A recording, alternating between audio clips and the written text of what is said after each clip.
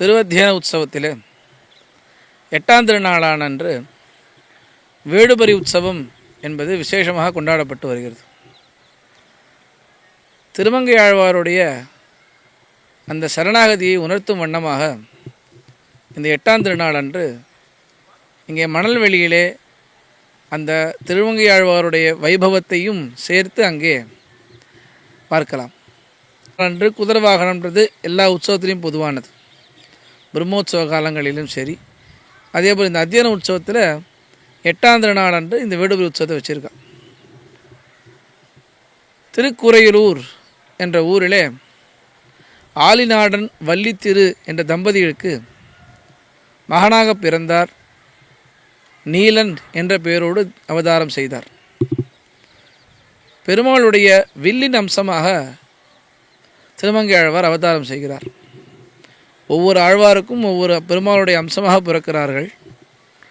இதில் பெருமாளுடைய வில்லின் அம்சமாக ஷாரங்கம் என்னும் வில்லின் அம்சமாக திருமங்கை ஆழ்வார் அவதாரம் செய்கிறார். அதனாலே தான் போலும் அவருடைய பாசுரங்களும் அம்பு பறப்பது போன்று அவ்வளோ ஆழமாகவும் அழுத்தமாகவும் வேகமாகவும் பெருமாள் மேலே பாடப்பட்டதோ என்னவோ. திருக்குறையூர் என்ற ஊரிலே அவதாரம் செய்தார். நீலன் என்று பெயரிட்டார்கள் அவரது தாயும் தந்தையும். சோழராஜாவுக்கு தளபதியாக இருந்து கொண்டு வாழ்ந்து வந்தார். அங்கே திருவெள்ளக்குளம் என்ற ஒரு ஊர். அந்த புஷ்கரணியிலே தேவ கன்னிகைகள் எல்லாம் அங்கே ஸ்நானம் செய்து கொண்டு வருவார்கள். அதிலே ஒரு தேவ கன்னிகையானவள் அங்கே இருந்து விட்டால் மீதி தேவெல்லாம் போயிட்டா மேலே. அப்பொழுது அங்கு வசித்து வந்த ஒரு பிராமணர் ஒருவர் அந்த தேவக்கன்னியை பார்த்து யாருன்னு கேட்கிறார். நான் இங்கே வந்தேன், ஸ்நானம் பண்ண வந்தேன், மீதெல்லாம் என்னை விட்டுட்டு போயிட்டா, நான் இங்கே இருக்கேன் அப்படின்னார். உன் பேர் என்னென்னு திருமாமகள் என்று பெயரிட்டார். பெயரிட்டு அந்த குழந்தையை வளர்த்து வந்தார். நாளொரு மேனியும் பொழுதும் வண்ணமாக அந்த பெண் வளர்ந்து வந்தாள். ஒரு சமயம் திருமங்கை ஆழ்வார் அங்கே திருவெள்ளக்குளத்திலே தன்னுடைய ஆடல்மா என்ற குதிரையிலே வரும் சமயத்தில் இந்த பெண்ணை கண்டார். காதல் வசப்பட்டார். அந்த பெண்ணுடைய தகப்பனாரே பெண் கேட்கிறார். பெண்ணும் சரின்னு சொன்னான். ஆனால் 2 கண்டிஷன் போட்டான். இது எல்லாரும் தெரிஞ்சுக்கணும். அவள் இப்படி கண்டிஷன் போட்டதுன்றது ரொம்ப வசதியான கண்டிஷன். அது இந்த கண்டிஷன் நம்ம பெண்கள் போட வேண்டாம். இதில் ஏதாவது ஒரு சின்ன விஷயங்கள் நம்ம பண்ணினா போதும். என்ன கண்டிஷன் இட்டா அப்படின்னா, பஞ்சசம்ஸ்காரம் பண்ணிக்க வேண்டும், நீ ஸ்ரீ வைஷ்ணவனாக மாற வேண்டும். அடுத்தது 1000 ஸ்ரீ வைஷ்ணவர்களுக்கு ததியாராதனை செய்ய வேண்டும் அப்படின்னு கண்டிஷன் போட்டான். சரிய சிறமேற்கொண்டு திருமங்கை ஆழ்வார் திவ்யதேசமாக சென்றார். திருநறையூர் என்ற க்ஷேத்திரத்திலே இந்த பெருமாளிடத்திலே பஞ்சசம்ஸ்காரம் செய்து கொண்டார். பஞ்சசம்ஸ்காரம் என்றால் ஆண்டாள் தயார் சொல்வது போல ஒரு சங்கு சக்கர பொறி ஊற்றி பெருமாளுடைய சங்கு சக்கரத்தை நம்ம தோளில் இட்டுக்கிறது. 5 சம்ஸ்காரம் உண்டு. அதில் ஒரு சம்ஸ்காரம் இங்கே பெருமாளுடைய சங்கு சக்கரத்தை நம்ம தோளிலே பொறியாக ஒத்தி கொள்வது இருந்து பேர். பஞ்சசம்ஸ்காரம் திருநெல்வேலி பெருமாளிடத்திலே செய்து கொண்டார். அங்கிருந்து திருப்பி இங்கே வர திருவள்ளக்குளத்துக்கு வரார். திருப்பி அந்த பெருமாள் சொல்கிறார், பஞ்சசம்ஸ்காரம் பண்ணிட்டேன்னு சொல்கிறார். அடுத்த கண்டிஷன் 1000 பிராமணருக்கு ததியாரணை போடு. நீ 1000 பேர் ததியாரணை போடுனர். செவ்வனே செஞ்சார். 2 பேரும் கல்யாணம் பண்ணிட்டார். இந்த 1000 பேருக்கு ததியாரணை செய்வது என்பது செவ்வனே நடந்து கொண்டு வந்தது. ராஜா அவரிடத்தில் போய் ஒருத்தர் சொல்கிறார், இவர் இவருடைய பைசா மட்டும் செலவு பண்ணுற மாதிரி தெரியல, நம்மளுடைய கஜானாவே சேர்த்து காலி பண்ணுறா போல தெரியறது அப்படின்னு சொல்ல, ராஜா தூது அனுப்பினான். என்ன அனுப்பினா, இதை போல் இது மாதிரி நடக்கிறியாமல் என்ன விஷயம்னு கேட்கறதில்ல. முதல்ல அது ராஜா கொடுத்த ஆளை தள்ளிட்டார். சரி போயிட்டு போகிறாங்க. 2வது முறையும் ராஜா ஆள் அனுப்பினான். அவனையும் தள்ளினர். ராஜா படை சூழ வந்துட்டான். ஆனால் இவருடைய பராக்கிரமம் ஜாஸ்தி. திருமங்கை ஆழ்வார் இப்போ நீலன்ற பேரோடு இருக்கா இல்லையா, அவர் பராக்கிரமம் ஜாஸ்தி. அவர் ஜெயிக்க முடியாதுன்னு தெரிஞ்சுட்டானோ என்னவோ, அவரை கொஞ்சி கெஞ்சி பேசி அவரை கூட்டு வர வச்சு, உன்னை போல ஒரு வீரனுண்டா, சரி ஏதோ நான் வந்துட்டேன், நான் நீ சமாதானமாக போகலான்னு பேசி இழுத்து அவர் கையை கட்டி சிரச்சேதம் பண்ணிட்டான். சிரச்சேதம் பண்ணதும் இந்த சிறையில் திருமங்கை இருந்து கொண்டு வரார். அவருடைய கனவிலே காஞ்சிபுரத்து தேவராஜ பெருமாள் வரதராஜ பெருமாள் கனவிலே தோன்றி, நீ இங்கிருந்து காஞ்சிபுரம் வா, வேகவதி நதிக்கரையிலே நீ கொடுக்க வேண்டிய சொத்தெல்லாம் அங்கே இருக்கு, நீ வா அப்படின்னார். உடனே தாருகா கூப்பிட்டார். ராஜாவோட செய்தி சொல்லு, இது மாதிரி எனக்கு ஒரு சொப்பனம் வந்தது. அந்த சொப்பனத்திலே அன்று சாயங்காலம் குதிரை நம்பிரான் மீதேறி வீதியார வருகிறார். வேட்டையாடி வருவானை விருந்தாவனத்தை கண்டோமே என்று ஆண்டாள் அனுபவித்தார் போலே, வீதியார வருவானை விருந்தாவனத்தை கண்டோமே, வேட்டையாடி வருவானை விருந்தாவனத்தை கண்டோமே என்று குதிரை நம்பிரான் மீதேறி எழுந்தருளி அன்றைய தினம் ஆச்சரியமாக திருமங்கை ஆழ்வார் வேடுபரி வைபவம் என்ன ஆச்சரியமாக நடக்கிறது. அந்த திருமங்கை ஆழ்வாருக்கு தான் அனுகிரகம் பண்ணுகிறார். அவன் தான் ஒரு கல்யாணமான தம்பதிகளை போல எம்பெருமான் எழுந்தருளி, இவர் ததியாராதனை பண்ணணுங்கிறதுக்காக அவரிடத்துல கொள்ளையடிக்க போக, அவர் கணையாளியை கழட்ட முடியாத பொழுது என்ன மந்திரம் போட்டு வைத்திருக்கிறீர் சொல்லும் என்று கத்தியை அவருடைய கழுத்திலே வைத்து வாழ்வழியால் மந்திரங்குள் மங்கையருவோன்னு தெரிவிக்கிறார்.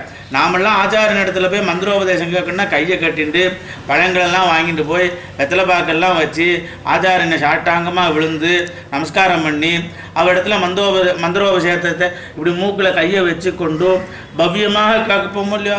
இவர் எப்படி கேட்டார் மந்திரோபதேசம்னா கழுத்தில் கத்தியை வச்சு கேட்டார். என்ன மந்திரம் போட்டிருக்கே சொல்லுன்னார். வாழ்வழியால் மந்திரங்குள் மங்கையருவோன். உடனே அவருடைய காதில் ஓம் நமோ அந்த திருமந்திரத்தை எம்பெருமான் தெரிவிக்க, நான் கண்டு கொண்டேன் நாராயணா என்னும் நாமம், நான் கண்டு கொண்டேன் நாராயணா என்னும் நாமம். இத்தனை நாளெல்லாம் நான் இருளிலே மூழ்கியிருந்தேன். இன்றைக்கி தான் நான் பகலாக எனக்கு படுகிறது.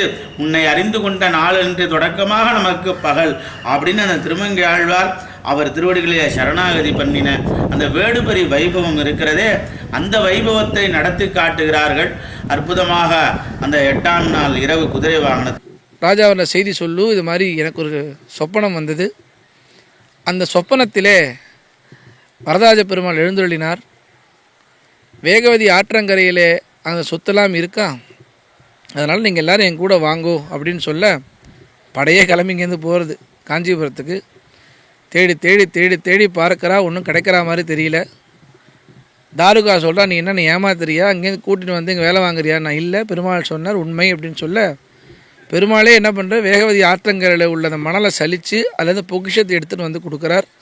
அவளுக்கும் கிடச்சிதுன்னு சந்தோஷப்பட்டா. இவளை ரிலீஸ் பண்ணால் வழக்கம் போல் தன்னுடைய பணியை செஞ்சு கொண்டு வந்தார். ஆனால் ததியாரம் செஞ்சு கொண்டு வந்தார். கையில் பணம் இல்லை. ராஜாவோ கிடுக்குப்பிடி போட்டான். மெதுவாக திருட ஆரம்பித்தார்.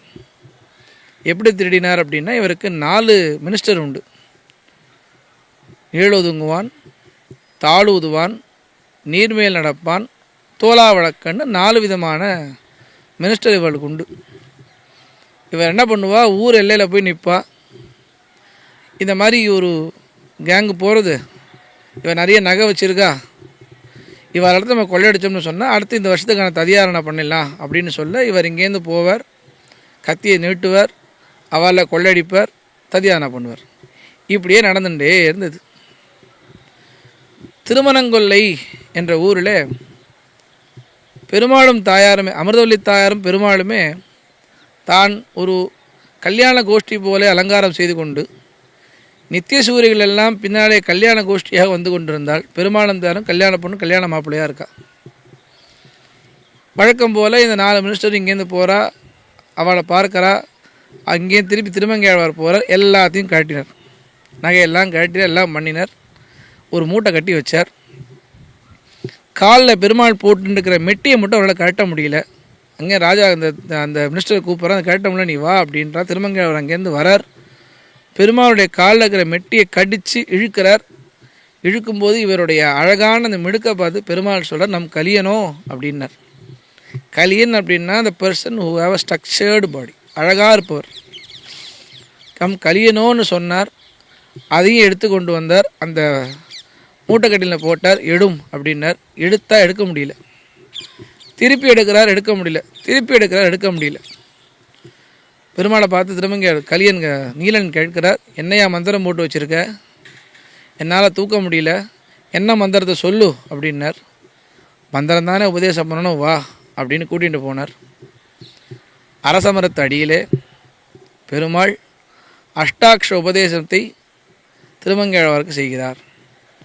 மரத்துக்கு ராஜா அரசமரம், இந்த லோகத்துக்கு ராஜா சார்வபௌமனான பெருமாள், மந்திரங்களுக்கான ராஜா ஓம் நமோ நாராயண அஷ்டாட்சர மந்திரம், அந்த சோழ தேச சிற்றரசரின் ராஜா இங்கே திருமங்கையாழ்வார்.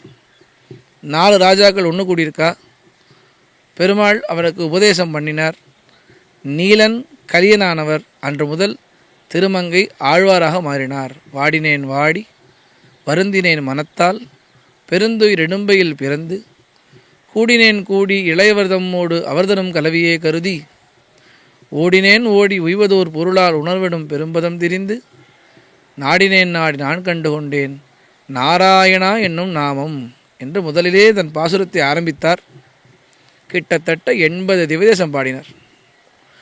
திருமங்கையாழ்வார் ஒன்று இல்லாத போனால் நமக்கு இன்றைக்கு பல திவதேசங்கள் நமக்கு தெரிஞ்சிருக்காது.